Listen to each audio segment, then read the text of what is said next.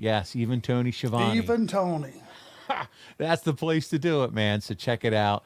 But, buddy, let's jump into it because last week, as part of May 1992 coverage, we discussed the Wrestle War pay-per-view, the main event of the show, War Games. And, man, that match was violent. It was chaotic. It was the culmination of 6 months' worth of storytelling from the mind of the American Dream, Dusty Rhodes. And then 2 weeks after the pay-per-view, the entire mood of the company is going to shift, my friend. And that's where we pick up today's coverage. Are you ready to jump in? You know I am. All right, let's do it. June 1st, 1992, Arn. The Cowboy, Bill Watts, returned to professional wrestling, becoming the executive producer of WCW.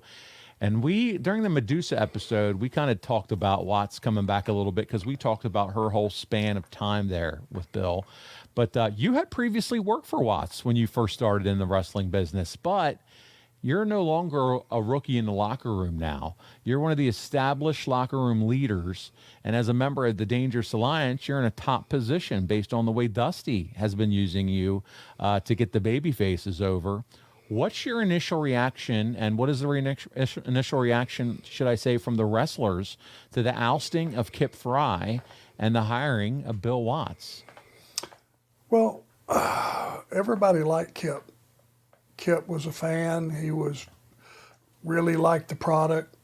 Nice human being.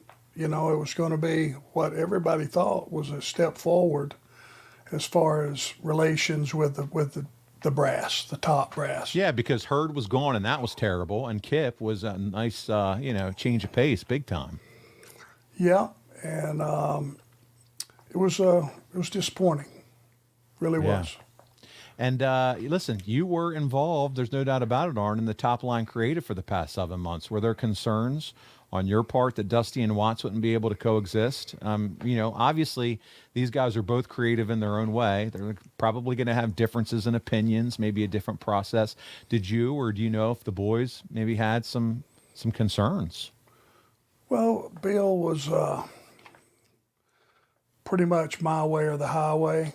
But I mean, he had a wrestling background, and he owned his own territory. And if you didn't draw money, you didn't get paid, and all those old school things that were put in place back in the day when I first started. It was, a lot of different rules.